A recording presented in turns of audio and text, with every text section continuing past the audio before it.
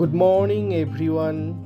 শহরের ব্যস্ততা ছেড়ে চলে এসেছি একটু পাহাড়ে, তাই আপনাদের সাথে শেয়ার করে নিচ্ছি কিছু প্রাকৃতিক সৌন্দর্য।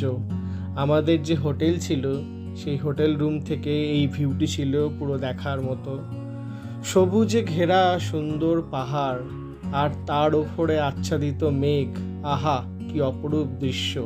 দেখলেই যেন মন জুড়িয়ে যায়, মনের সব ক্লান্তি দূর হয়ে যায় এই অপরূপ দৃশ্য দেখে।